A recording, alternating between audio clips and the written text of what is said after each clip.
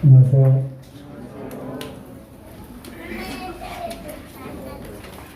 코로나 사태를 거치면서 우리 청년들이 더 늘어난 것 같아요. 그죠? 감사합니다. 1년 몇 개월이 지금 지나가고 있는데요. 우리 청년들은 토요일 날 단 한 주도 쉬지 않고 몇 명이 됐던 모였습니다. 그리고 이러한 과정들을 통해서 우리 청년들이 믿음에도 성장하고 그래서 영적으로 큰 그런 기둥으로 자랄 수 있는 그러한 좋은 교제들을 나누고 있습니다. 청년들이 더해질 수 있도록 기도해 주시고 우리 청년들 가운데 선교의 비전을 갖고 또 선교사들이 나오고 또 모임에 귀한 그런 일꾼들이 이렇게 될 수 있도록 기도해 주시기 바랍니다. 오늘 말씀의 주제는 죄에 대해서라고 하는 그러한 말씀으로 일단 준비를 했습니다만 이 내용이 너무나 방대하기 때문에, 왜냐하면 죄에 대한 문제는 창세기부터 시작해서 계시록까지, 즉 성경 전체를 또 아우르는 아주 핵심적인 주제이기 때문에 죄에 대해서 한번 쭉 교제를 하려고 하다가 분명히 이거는 시간이 있고 초과할 것이기 때문에 어쨌든 이렇게 시작을 해서 중간에 어느 쪽으로 집중이 되는가 하면 몸에 대한 그러한 교제를 하기를 원합니다. 왜냐하면 우리가 로마서 말씀들을 계속 지금 읽고 계실 터인데요. 로마서 100독에 도전을 하고 있는데 지금 100독 읽으신 분 계십니까? 네, 아직 없으신 것 같은데 우리 방학 때 우리 학생들, 우리 청년들, 또 시간 되시는 분들 로마서 성경 읽기 캠프를 하려고 생각을 하고 있습니다. 100독에 도전하는 그런 캠프에 참여하시면 좋겠습니다. 로마서 전체를 통해서 이 죄에 대한 문제, 또 복음에 대한 그러한 진수, 복음의 핵심을 쭉 이야기를 하면서 특별히 이 몸에 대한 그런 말씀이 많이 나오는 것을 우리가 보게 됩니다. 그래서 죄에 대한 문제로 시작을 해서 몸에 대한 그런 이야기까지 시간이 되는 데까지 진행을 해보도록 하겠습니다. 우리가 삼분법으로 하면 영과 혼과 몸이 있다고 하고요. 또 데살로니가서에 의하면 이것을 우리 주님 다시 오실 때까지 거룩하게 보존하라고 명령을 하십니다. 그래서 이와 같이 삼분법으로 영과 혼과 몸으로 구분할 수도 있고 또는 영혼과 몸, 이분법으로도 구분을 할 수가 있습니다. 물론 칼로 물을 자르듯이 맞죠?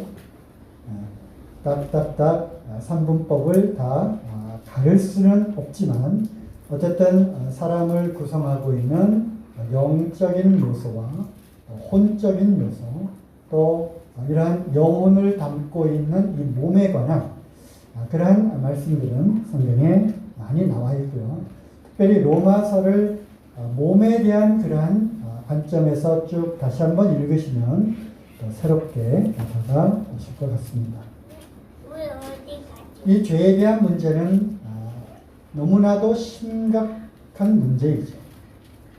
하나님께서 이 죄에 대해서 너무나도 심각하게 여기셨기 때문에 처음에 시작할 때, 즉 창세기 때부터 시작된 많은 그러한 기원들이 있는데 그때 죄도 함께 시작이 되었고 이 죄의 문제를 해결하기 위한, 즉 구원을 하기 위한 구원에 대한 말씀들이 성경의 큰 주제를 이루고 있습니다. 이 죄로 인해서 하나님과 사람과의 그러한 관계가 끊어지게 되었고 한 사람으로 말미암아 죄가 세상에 들어오게 된 그 시점부터 이제 죄로 말미암아 사망이 오게 되었고, 여기서 말하는 사망은 바로 몸의 죽음뿐만 아니라 영적인 죽음을 의미하는 것이죠. 에베소 2장 1절에 보면 허물과 죄로 죽었던 너희를 살리셨도다라는 말씀이 있죠. 이때 허물과 죄로 죽었다라고 표현을 하고 있습니다. 너희들이 죽었다는 것입니다. 거기서 말하는 죽었다라고 하는 이 표현은 헬라어로 쪼에라고 하는 그런 단어인데요. 이것은 영이 죽은 것을 의미하는 것이죠. 몸과 영혼이 분리되는 상태를 우리는 죽음이라고 말하지만, 여기서 2장 1절에 말씀하고 있는 이 쪼에, 죄와 허물로 죽었다라고 하는 표현에서는 우리의 영이 죽었다고 하는 것이죠. 그렇습니다. 죄로 인해서 죽음이 오게 되었고 하나님과의 관계가 단절되었으며 그것을 우리는 영적인 죽음으로 보는 것이죠. 우리는 영적으로 죽은 자로, 한 사람으로 말미암아 영적으로 죽은 채로 태어나서 살아가고 있는 것이죠.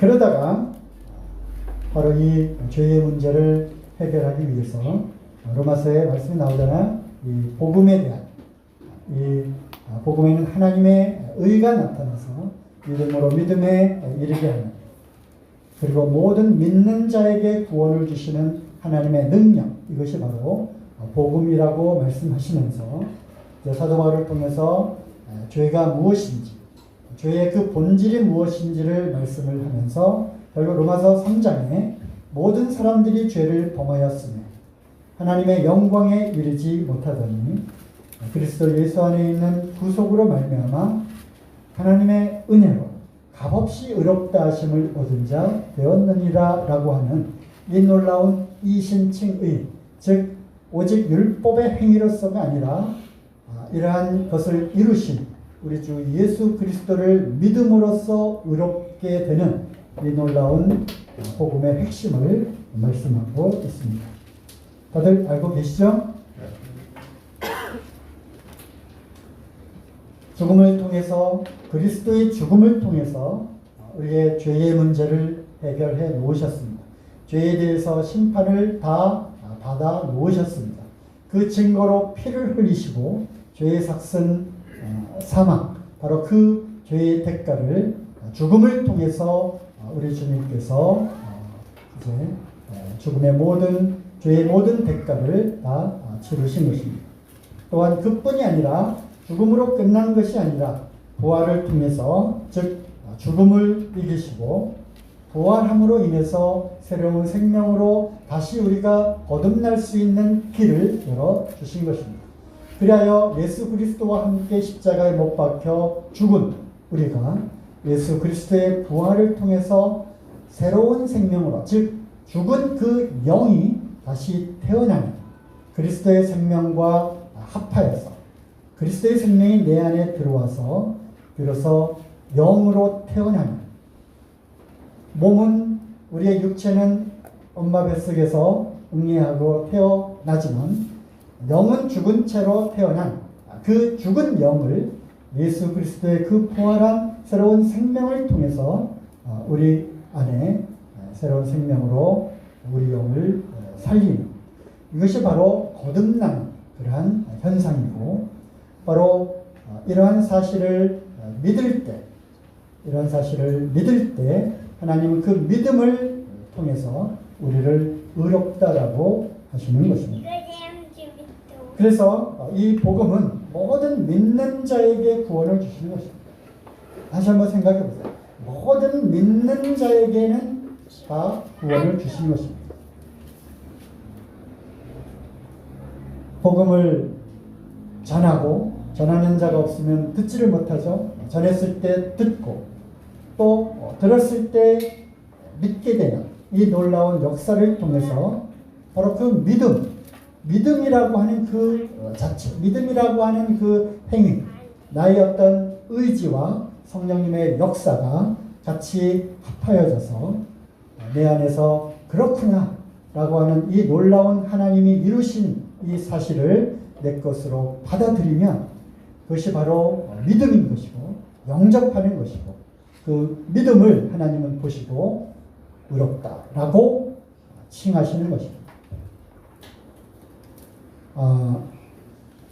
우리는 이 사실을 알지만 어떤 분들은 참 믿어지지 않는다라는 이야기를 많이 하세요. 그리고 믿음이 참 적다고 그렇게 표현을 애둘러 그렇게 표현을 하는 그런 분들을 보게 됩니다. 믿음은 어려운 것이 아닙니다. 믿음은 하나님께서 이루시고 또 그 이루신 사실을 말씀을 해 하셨을 때 그 말씀을 통해서 하나님이 나를 위해서 이렇게 하셨구나. 이것은 내 생각에는 불가능하고 도저히 이것은 납득이 가지 않고 정말 어렵다. 비록 그렇게 생각할지라도 내 생각을 믿는 것이 아니라 전능하신 하나님, 창조하신 하나님, 모든 불가능이 없으신 그 하나님께서 하신 것이기 때문에 당연히 그런 하나님이라면 못하실 일이 없습니다. 나에게 이루신 죄사함도 하나님께서 이루신 것입니다. 라고 받아들이는 것입니다. 이것은 아주 단순한 믿음인 것이죠. 아브라함이 바로 이 하나님을 믿은 것입니다. 바로 그 아브라함의 믿음을 보시고 하나님은 그 믿음을 의로 여기셨다고 하는 것입니다. 로마서가 그렇게 이제 진행이 되죠. 그죠? 한번 로마서 보겠습니다. 3장. 로마 3장 아까 말씀 인용을 했죠. 3장 23절, 24절. 모든 사람이 죄를 범하였으니 그래서 2장까지 1장에서 죄의 목록들이 쭉 나오고요. 2장에서 참 모든 사람들이 다 죄 가운데 있고 할례가 무할례나 아무 소용이 없다. 율법도 결국 죄를 죄되게 만드는 것이고 율법의 행위로는 의롭다함을 얻을 유체가 하나도 없다.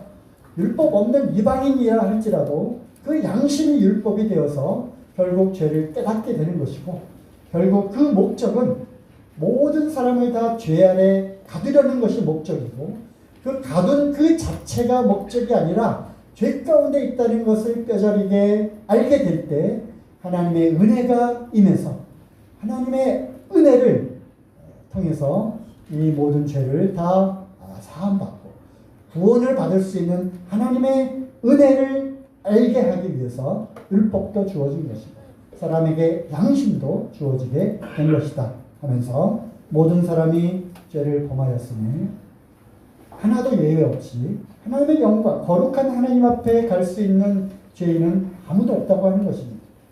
그랬었는데 그리스도 예수 안에 있는 그 구속, 그 피 흘림을 통해서 그 고귀한 생명을 대신 드려짐으로 인해서 하나님의 은혜인 것이죠. 전적인 이 하나님의 은혜를 통해서 그리고 예수 그리스도의 구속을 통해서 나를 값없이 아무 대가 없이 공짜로 거저 나를 의롭게 해주셨다라고 하는 것입니다. 그러면서 이제 많은 예를 들어서 설명을 하죠. 가장에서 다윗의 예를 들어서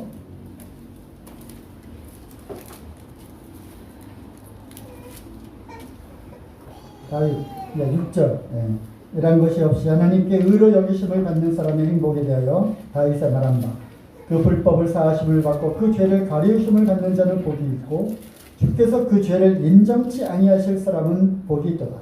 죄값을 이미 다 치르셨고 그 죄를 예수 그리스도의 생명을 통해서 죄를 덮었고 가리웠고 그래서 하나님 눈에는 죄로 인정을 하지 않는 상태까지 되었다는 것입니다. 그런 사람은 복이 있다. 이미 오래전에 다윗의 그 시편을 통해서 그렇게 말을 한 것입니다. 성경에 그 의롭다함을 얻는 의롭다라고 하는 그 단어가 justified라고 하는 단어입니다. 나중에 다시 또 뭐 슬라이드를 통해서 설명을 할 기회가 있겠지만 justified 이것을 어떤 분이 이렇게 영어로 풀을 했어요. just as if I've never sinned. 어렵죠? 뒤에서 해석하면 just as if I have never sinned. 지금까지 한 번도 죄를 짓지 않는 것처럼 의로움. 하나님 그렇게 보신다고 하는 것입니다. 우리의 모든 죄가 예수 그리스도의 구속으로 말미암아 어떤 상태로 하나님께서 여기시느냐라고 하면 예수 그리스도 안에서 모든 것이 죄의 문제가 해결됐으므로 이 사람은 한 번도 죄를 짓지 않은 그러한 상태와 동일하게 간주하신다고 하는 것입니다. 이건 놀라운 복음인 것입니다. 이것을 우리는 믿는 것입니다. 아브라함도 믿었습니다. 그리고 나서 아브라함에 대한 예를 들어서 또 믿음으로서만 어떻게 의롭게 되는지를 더 설명을 합니다. 이 로마서, 이 서신서들은 어려운 것이 아닙니다. 쉬운 것이에요. 편지기 때문에. 그리고 학식이 있는 그러한 지식인들에게만 그 해독이 가능한 그런데 어려운 어떤 신학적인 그런 방법으로 쓰여진 것이 결코 아닌 것입니다. 로마에 있는 성도들에게, 데살로니가에 있는 성도들, 고린도의 성도들에게 보낸 사도 바울의 편지인 거예요. 편지를 어렵게 씁니까? 일부러 어렵게 씁니까? 아닙니다. 쉽게 누구든지 읽으면 깨달을 수 있도록. 이것보다 더 쉬운 말씀이 어디 있습니까? 누구든지 그 하나님의 보내신 자, 독생자 예수 그리스도를 믿는 것입니다. 무엇을 믿는 것입니까? 그분이 내 모든 죄를 다 깨끗하게 다 가져가시고 피 흘림을 통해서 내 죄를 다 덮어주시고 그분이 죽음으로 그냥 끝났다면 그것이 진짜인지 가짜인지 확인할 길이 없지만 부활을 통해서 죄의 삭시, 죄의 대가인, 죄가 그 끌고 가는 그 사망, 이 죽음을 이기고 승리하셨다는 것입니다. 그러니까 죄가 다시는 죄인을 끌고 사망 가운데로 다시 들어갈 수 없는 죽음을 이겼다고 하는 이 부활은 놀라운 것이죠. 사망이 나를 다시는 사망이 그리스도를 붙잡아 놓을 수 없다는 것입니다. 사망이 죽음이 왜 온 것입니까? 죄로 인해서 죽음이 온 것입니다. 그러므로 이 부활을 통해서 죄는 더 이상 나를 붙잡고 죽음으로 끌고 갈 수 없다는 그 증거가 바로 부활인 것입니다. 부활을 통해서 우리를 의롭게 하기 위해서 부활하셨습니다. 그래서 예수 그리스도께서 이루신 이 모든 것이 사실이구나, 참이구나, 정말로 그렇구나. 내 모든 죄가 다 깨끗하게 씻겨진 것 입증이 되었구나. 예수님의 그 말씀이 거짓이 아닙니다. 참이구나, 참 진리가 여기 있구나 라는 것을 우리가 부활을 통해서 확인하고 깨닫게 되는 것이죠. 자, 4장 18절. 아브라함이 바랄 수 없는 중에 바라고 믿었으니. 자, 보세요. 아브라함이 바랄 수 없는 중에 바라고 믿었습니다. 도저히 어떻게 이런 일이 일어날 수 있을까? 아브라함이 생각했겠죠? 그죠? 99세에 어떻게? 사라 10살 차이 나나요? 그죠? 사라 89세인가요?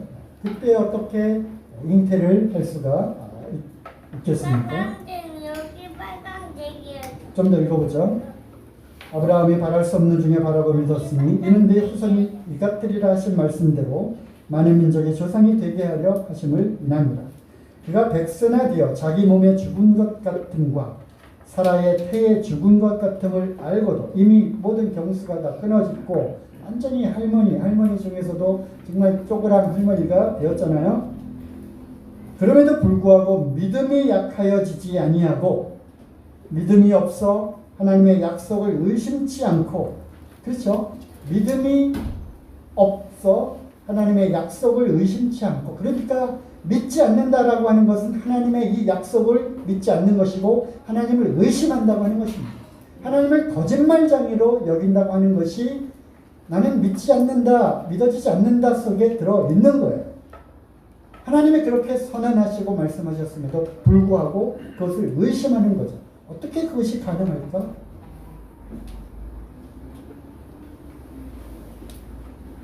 그리고 오히려 21절 약속하신 그것을 또한 능히 이루실 줄을 확신하였으니 그러므로 이것을 저에게 의로 여기셨느니라. 하나님이 이것을 의로 여겼습니다. 저에게 의로 여기셨다 기록된 것은 아브라함만 위한 것이 아니요 의로 여기심을 받을 우리도 위함이니 나를 위해서도 하나님이 아브라함을 통해서 어떻게 의롭다라고 불리워질 수 있는지를 일개점플로 보여줬다고 하는 것이죠. 나도 위함이니 곧 예수 우리 주를 죽은 자 가운데서 살리신 이를 믿는 자니라. 예수님이 이 땅에 그 부활은 결국 십자가를 전제로 하는 것이죠. 십자가가 전제가 된다는 것은 결국 예수님이 이 땅에 사람의 몸을 입고 이 땅에 오셨다는 것을 전제로 하는 것이죠. 그 이전의 전제는 무엇입니까? 그 하늘의 영광 가운데 계셨던 그분이 바로 동정녀 마리아의 몸을 통해서 잉태되어서 이 땅에 오셨다는 것입니다. 이런 모든 일련의 과정들, 이 보내신 이를 믿는다고 하는 것은 이러한 모든 일련의 과정들을 내가 믿는 것입니다. 마리아에게 천사가 나타났어. 이제 너에게 성령으로 잉태할 것이다. 아들을 낳을 것인데 내년에 그 아들의 이름을 예수라 하라. 왜냐하면 그가 자기 백성을 모든 죄에서 구원할 자이기 때문에 이름을 예수라고 하는 이름을 그에게 붙여주어라. 아니 내가 남자를 알지 못하는데 어찌 이런 일이 일어날 수 있겠습니까? 천사가 뭐라고 했어요? 하나님께는 능치 못할 일이 없는 그것입니다. 그거 믿어지십니까? 하나님이라면 가능하다. 우리의 믿음의 그 전제는 하나님이시라면 가능하다. 하나님이시라면 능치 못할 일이 없다는 것입니다. 처녀로부터 아이를 태어나도록 또 하실 수 있다는 것입니다. 100살이 되고 여자 나이가 90살이 된 그 부부를 통해서 아이를 낳을 뿐만 아니라 수많은 바닷가의 모래처럼 하늘의 별들처럼 수많은 그러한 사람들, 수많은 민족들의 그 씨가 될 것이다. 그 말을 믿는 것입니다. 의심하지 않는 것입니다. 그뿐이 아니라 갈수록 그 일이 이루어지지 않는다 할지라도 믿음이 약해지는 것이 아니라 더 견고해지는 것입니다. 그게 바로 믿음인 것입니다. 24절 의로 여기심을 받을 우리도 위함이니 곧 예수 우리 주를 죽은 자 가운데 살리신 이를 믿는 자입니다. 예수는 나의 범죄함을 위하여 내어줌이 되고 또한 나를 의롭다 하심을 위하여 살아나셨느니라. 거꾸로 읽으면 살아나셨기 때문에 이제 믿는 자에게 의롭다 함을 얻게 되었다는 것입니다. 의롭다 하기 위해 살아나셨다. 그럼 살아나셨기 때문에 이제 내가 의로워졌다고 하는 것입니다.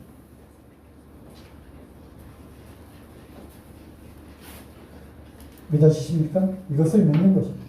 이 일을 이루신 하나님을 믿는 것이죠. 그러면 그 믿음을 하나님은 의롭다라고 여기시는 것입니다. 그러므로 우리는 믿음으로써 의롭다함을 얻은 자가 된 것입니다. 로마서가 계속 그 순서대로 진행이 되잖아요. 그죠? 그리고 여기까지 왔습니다. 4장까지 왔어요. 그런즉 그 다음은 뭡니까? 우리가 믿음으로 의롭다 하심을 얻었은 즉 이제 믿음으로 의롭다 함을 너희들이 얻었다. 그러면 그 의롭다함을 얻은 사람들, 즉 구원받은 사람들, 거듭난 사람들 어떻게 살아야 하겠느냐? 이것이 5장부터 쭉 나오는 것입니다. 하나님과 화목한 관계가 이루어졌으니 그 하나님과 화목하게 되었은즉 화평을 위해서 하나님 안에서 기뻐하고 평화를 누리면 된다는 것입니다. 그리고 계속 이어지죠. 그러면 율법이 무엇입니까? 율법에 대한 이야기가 쭉 나옵니다. 다시 3장 4장으로 돌아오지 않습니다. 그죠? 이미 믿음으로 의롭다함을 얻었기 때문에. 그리고 그 이후의 삶은 무엇이에요? 이제 구원받은 사람들, 거듭난 그리스도인들이 어떻게 살아가야 할 것인지. 그러면 우리에게 율법은 그럼 무엇이지? 그러면 의롭다함을 얻은 우리가 살아가면서 우리가 죄를 짓게 되는데 그럼 이 죄의 문제는 어떻게 되는 것이지? 이런 문제들이 이제 나오기 때문에 사도 바울이 그것은 이렇게 하는 것이다. 그것은 이렇게 될 것인데 이렇게 해야 한다. 이러한 방법들을 쭉 말씀을 하고 있는 것입니다. 그래서 이제 제가 죄로 시작해서 몸으로 이제 이렇게 주제가 연결된다고 했죠. 생각을 해보세요. 우리가 영이 있고 혼이 있고 몸이 있습니다. 영은 죽었었는데 이제 예수 그리스도의 그 새로운 생명, 그 성령님을 통해서 우리에게 바람이 임의로 불매 우리가 말씀을 듣고 들을 때 하나님의 역사를 통해서 여기에 휙 하고 믿음의 씨앗이 딱 뿌려졌습니다. 성령으로 인침을 받았습니다. 우리는 거듭난 것입니다. 믿을 때 성령을 받는 것입니다. 반대로 성령님의 도우심을 통해서 역사를 통해서 우리가 믿어지게 되는 것입니다. 이 또한 선물이기 때문에 그런 것이죠. 그러므로 우리는 영이 이제 성령으로 거듭났습니다. 혼은 무엇입니까? 우리의 마음과 생각과 이런 감정의 영역이죠. 그렇죠? 기쁘고 슬프고 화내고 노하고 이러한 영역들. 그리고 우리가 지정의가 있잖아요. 깨닫고 이해하고 습득하고 정보를 얻고 감정적인 그러한 것들이 작용하고 또 우리의 의지를 드리고 이 지정의가 없으면 로봇이잖아요. 지정의 사람의 바로 이 영역이 바로 혼의 영역입니다. 몸은 무엇입니까? 몸은 바로 우리 바디죠. 육체입니다. 영혼을 담고 있는 그릇입니다. 그러므로 이제 우리에게 문제가 생깁니다. 왜? 우리가 주님 나라에 갈 때까지 영은 거듭났지만 무엇이 여전히 남아있기 때문에 몸이 여전히 남아있기 때문에 혈과 육은 하나님 나라를 유업으로 받을 수 없기 때문에 땅에서 난 흙으로 빚어서 만들어진 이 몸은 이 상태로는 하늘나라에 갈 수가 없기 때문에 그래서 우리는 이 몸이 예수 그리스도의 몸처럼 변화되는 이 과정을 우리는 영화라고 합니다. 호련히 하나님의 나팔 소리와 천사장의 소리로 강림하실 때 죽은 자들이 일어나고 살아있는 자도 호련히 낚아채서 이제 올라가게 되는데 고린도서 15장의 1장에서 땅에 속한 몸이 있는 것처럼 하늘에 속한 몸이 따로 있다는 것입니다. 예수 그리스도를 부활하신 그 몸처럼 우리도 변화하게 되는데 왜냐하면 영만 있을 수가 없어요. 영과 몸이 같이 하나가 되어 있는 것이 바로 완전한 인격체이기 때문에 우리는 하늘에서 영혼만 있는 것이 아니라 하늘에 속한 몸이 있다는 것입니다. 그래서 잠자는 자들이 무덤에서 영의 몸으로 부활하는 것입니다. 우리도 낚아채서 올라가서 영광스럽게 이제 깨끗한 그런 몸으로 변화가 되는 것이다. 그 상태를 우리는 영화라고 하는 것입니다. 즉 거듭남과 몸의 완전한 변화, 몸의 구속, 영화 그 사이에 우리는 성화의 그런 과정이 필연적으로 있게 되는 것이죠. 왜? 몸을 갖고 이 땅에 살고 있기 때문에. 비록 우리의 영은 거듭난 영으로 하나님의 것이 되었지만 완전한 영화의 단계, 즉 하늘에 속한 그런 신령한 몸으로 변화될 때까지 우리는 이 땅에서 땅에 속한 몸을 갖고 있기 때문에 우리는 필연적으로 성화의 과정을 겪게 되는 것입니다. 이 몸으로 인해서 우리는 고난 가운데 빠지게 되는 것입니다. 그러므로 이제 5장 6장 7장 8장을 통해서 바로 이 몸의 문제를 해결하고자 사도 바울이 아주 세심하게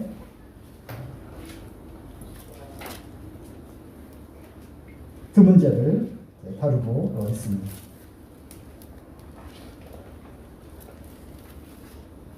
자, 어디부터 읽어볼까요? 5장 21절.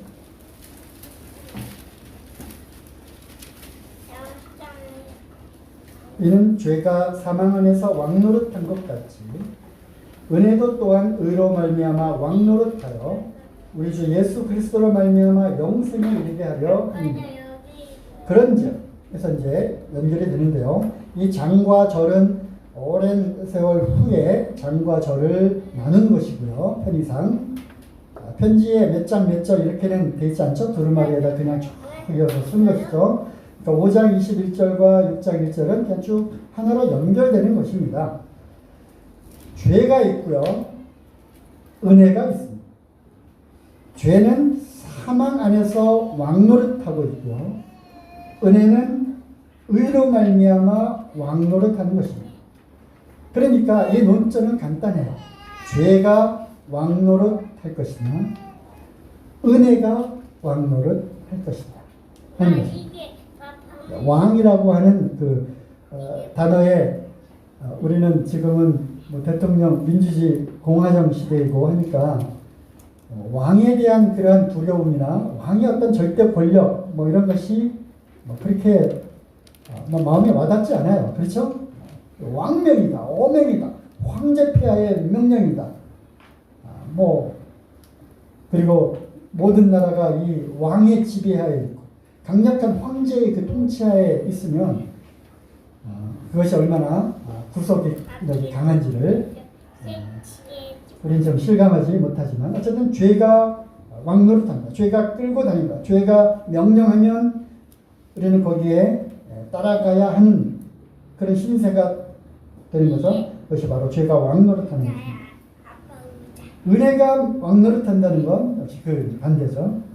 그래서 왕의 자리에 은혜가 앉아 있습니다. 그런즉 우리가 무슨 말 하려? 은혜를 더하게 하려고 죄에 거하게 됩니다. 그래서 6장의 논절은 이제 죄와 은혜를 이제 대비해서 말합니다. 왜냐하면 그 위에 죄가 많은 곳에 그러면 죄가 많은 곳에 3장 4장을 거치면서 모든 죄가 다 사함을 받고 이것이 전적인 하나님의 은혜다. 은혜로 이것을 다 구속했다라고 하니까 그러면 죄가 많은 곳에 은혜가 더해졌다. 그러면 은혜를 더하게 하려면 나는 은혜를 더 많이 받고 싶다. 그러면 죄를 더 많이 짓고 죄가 더 많으면 은혜도 더 많아지겠네 라고 하는 것에 대한 반론이죠. 그럴 수 없습니다. 죄에 대하여 죽은 우리가 어찌 그 가운데 더 살려 하면서 죄사함 받은 자의 그러한 삶에 대해서 의롭다함을 얻은 자의 삶에 대해서 어떻게 이 죄의 문제를 접근할 것이냐 결국 더 나아가서는 죄의 문제를 극복할 것이냐라는 것입니다. 잘 들으세요.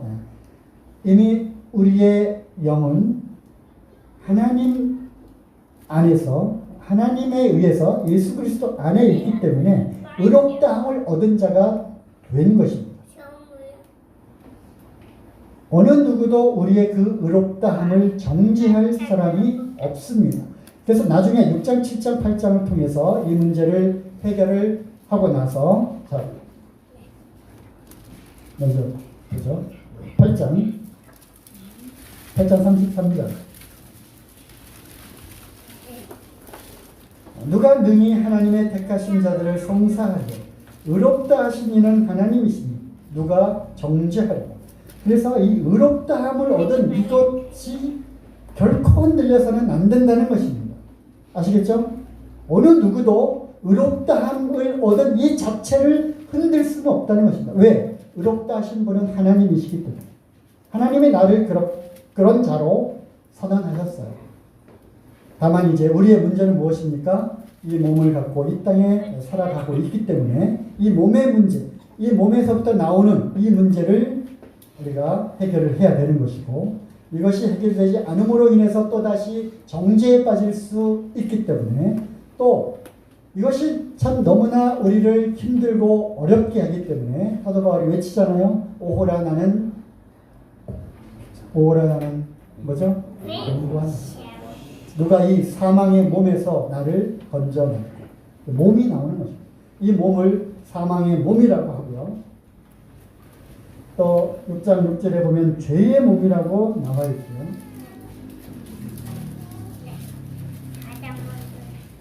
그렇습니다.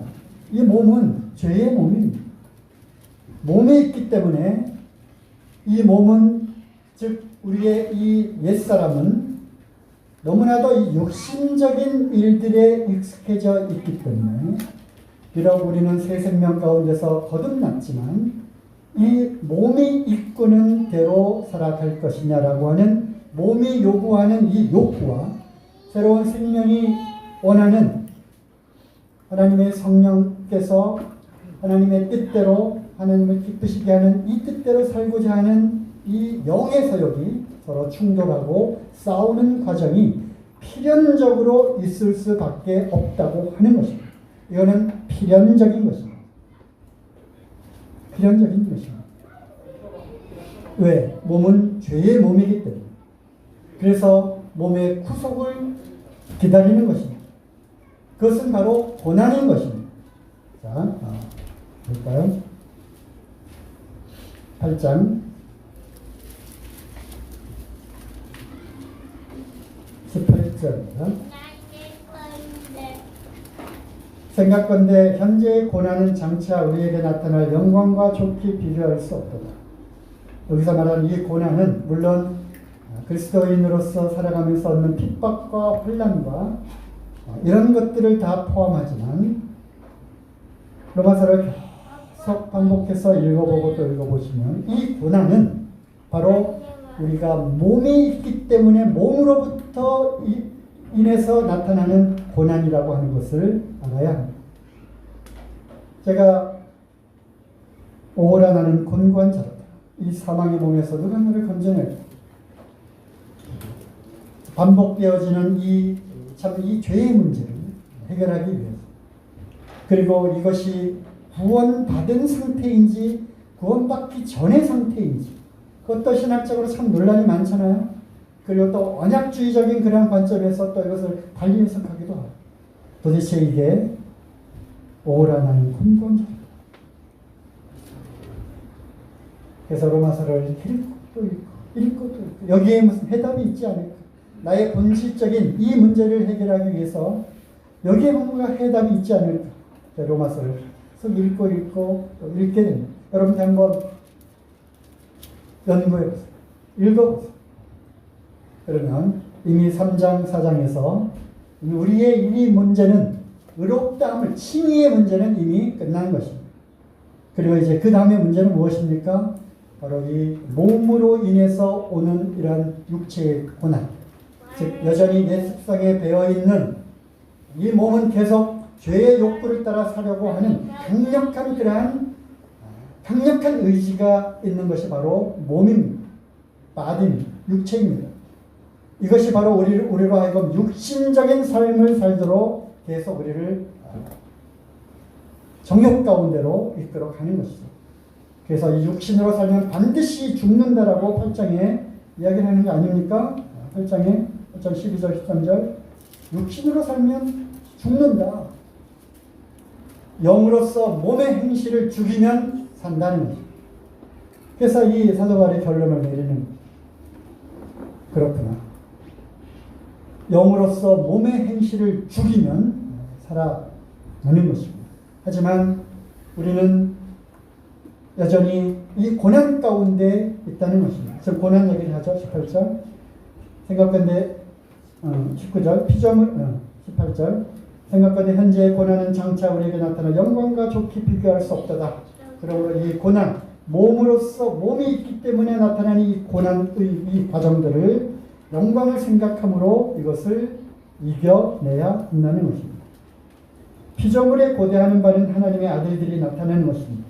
이 사람으로 인해서 죄악 세상, 그래서 모든 피조물들도 고통 가운데 있는 거예요. 이 생태계 자체가 사람들의 죄로 인해서 고통을 받고 있는 거예요. 이들도 다시 예수님이 이 땅에 다시 재림하셔서, 물론 그때 하나님의 아들들도 같이 오는 거죠. 하나님의 아들들이 이 영광의 몸으로 다 변화되는 그때를 고대하는 거예요. 누가 고대한다고요? 세상의 이 피조물들도 다 그것을 탄식하며 고대하는 거예요. 20절, 피조물이 허무한데 굴복하는 것은 자기 뜻이 아니요 오직 굴복케 하시는 이로 말미암습니다. 그 바라는 것은 피조물도 썩어짐의 종로로 던져서 해방되어 하나님의 자녀들의 영광의 자유에 이르는 것입니다. 피조물이 다 이제까지 함께 탄식하며 함께 고통하는 것을 우리가 안 하니 피조물도 탄식한다는 것입니다. 누구와 함께? 우리와 함께. 우리도 탄식하는 거예요. 탄식합니다. 여러분 탄식이 있으십니까? 탄식이 있는 것이 당연한 겁니다. 탄식이에요. 무엇 때문에? 이 몸 때문에 탄식하는 거예요. 몸.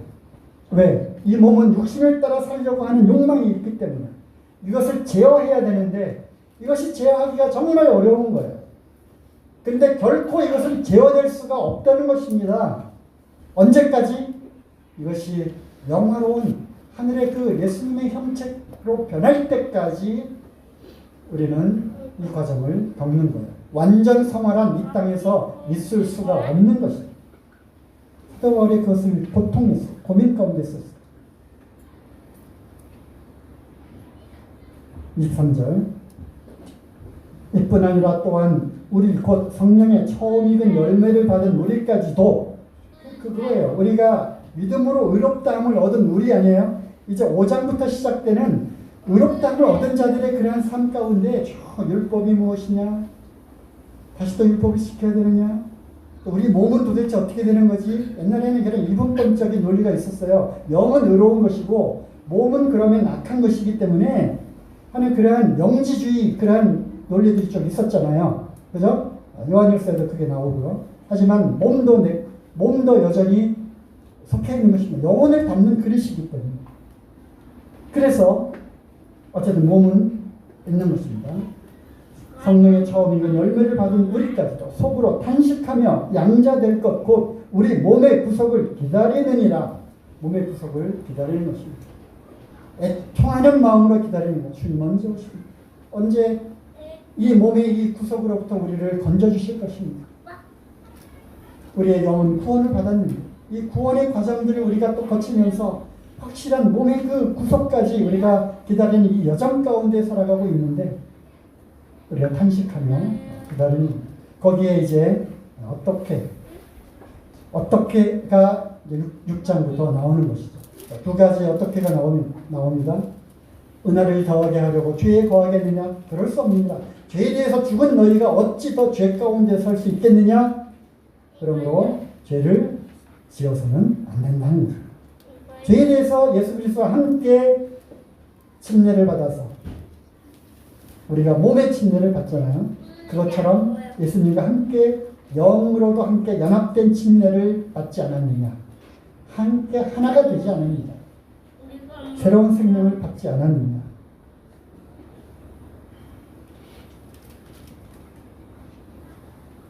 이 정도는 시간이 쫓기니까 그래서 죄에 대해서 죽은 너희가 어찌 그 가운데 더 살리라. 그리고 11절에 나오잖아요. 죄에 대해서 너희 자신을 죽은 자로 여겨라. 죽은 자. 죽은 자가 어떻게 다시 죄에 대한 욕망, 육체의 그 욕정, 정욕적인 것이 죽은 자에게 어찌 나타날 수 있겠느냐? 그렇게 여겨라. 그 다음에 무엇입니까? 12절. 그러므로 너희는 죄로 너희 죽을 몸에 왕노릇하지 못하게 하여 몸의 사역을 순종치 말고 또 너희 지체를 불의의 병대로 죄에게 드리지 말고 너희 자신을 죽은 자 가운데서 다시 산 자같이 하나님께 드려라. 그래서 방법을 이제 제시하는 거죠. 죄에게 몸을 드리지 말고 의의 병기로 하나님께 드리면 된다. 그러면 14절 죄가 너희를 주관하지 못한다. 이게 답이에요. 이게 어려운 게 아니라고 했어. 어떻게 하면 죄가 나를 주관하지 않고 은혜, 즉 의가 나를 주관해서 살 수 있지? 우리가 이제 고민하는 거죠. 그러면 내 몸을 의의 병기로 하나님께 드리면 되는구나. 그러면 죄가 나를 주관하지 못한다고 하셨으니까 의로 드리는 한 죄는 죄에 드리는 게 아니잖아요. 죄에 드리는 것이 아니다. 그렇게 하는 것입니다. 그리고 또 무엇입니까? 15절 그런즉 어찌하여 우리가 법 아래 있지 아니하고 은혜 아래 있으니 죄를 지으리요? 그럴 수 없느니라. 이제는 종과 주인의 관계로 설명을 하는 것입니다. 죄를 지으면 여전히 죄의 종이다. 죄가 왕이다. 하지만 의로운 행동을 하면 그 의가 이제 의에게 속해서 의에게 종노릇 했기 때문에 의가 왕노릇 하는 것이죠. 그렇게 해서 너의 몸을 하나님께 드리는 그러한 삶을 통해서 우리는 이러한 몸이 요구하는 이러한 죄에게 드리고자 하는 이 욕구를 우리는 극복할 수 있다는 것입니다. 갈라디아서에도 또 고린도전서에도 이런 말씀들이 많이 나와 있습니다. 오늘은 성경에서 여기서 끊고 있는 다음에 계속 하겠지만 결론 유전으로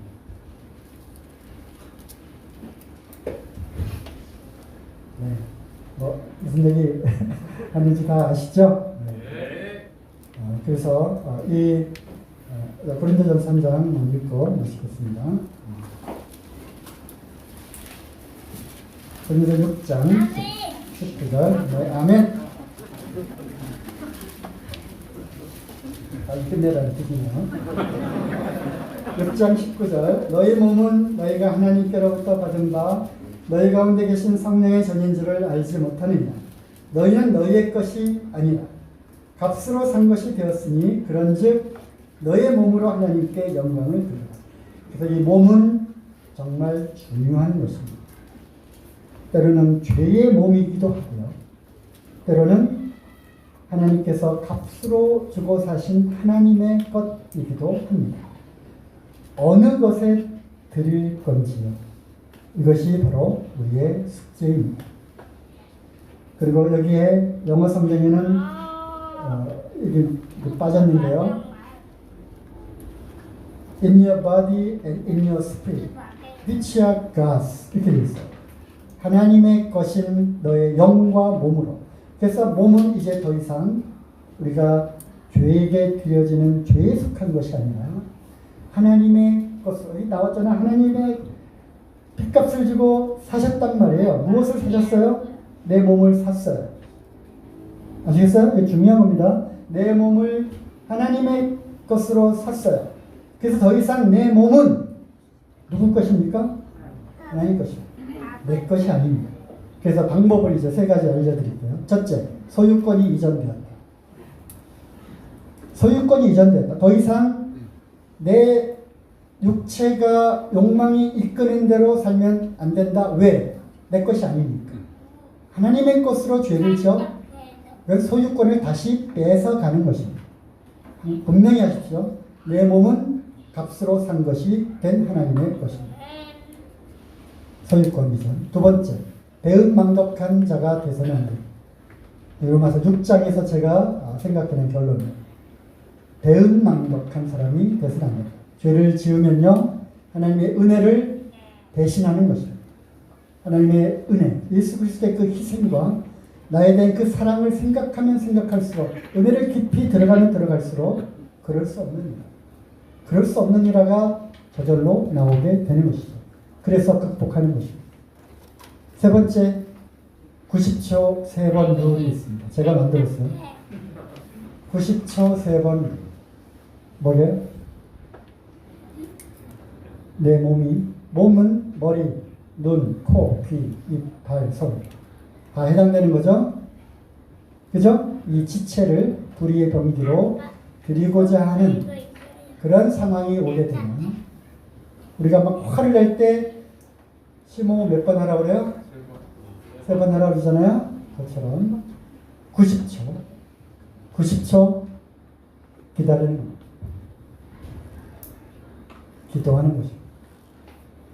90초를 넘기면요, 다시 마음을 고쳐 먹을 수 있는 힘이 생깁니다.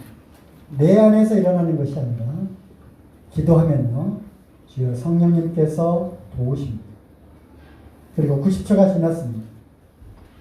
또 그 욕망이 생깁니다. 또 그러한 상황에서 내 이 주체할 수 없는 몸이 이끄는 대로 하고자 하는, 그쪽으로 향하고자 합니다. 또 90초를 기도합니다. 로마서 8장의 결론이 그거예요. 네가 그것을 할 수 있느냐? 너는 그것을 할 수 없다. 성령의 인도하심을 받는 그가 바로 하나님의 아들이라는 것입니다. 너희는 양자의 영을 받지 않았느냐? 그래서 내 몸은 내가 억제하고 컨트롤할 수 없습니다. 이미 죄의 몸에 죄에 너무 익숙해져 있기 때문에. 그래서 주의 성령님께 의지하는 겁니다. 성령님의 인도하심에 내어 맡기는 거죠. 그래서 90초 3번을 넘기시면 그 위기를 모면할 수 있으리라 생각을 합니다. 첫째, 소유권 이전. 두 번째, 맹망덕한 자가 되지 마라. 세 번째, 90초 3번 룰을 지켜서 그냥 알기는 알겠는데 이게 잘 안 돼요 하는 부분들을 구체적으로 적용을 하면 좋겠다고 생각이 듭니다.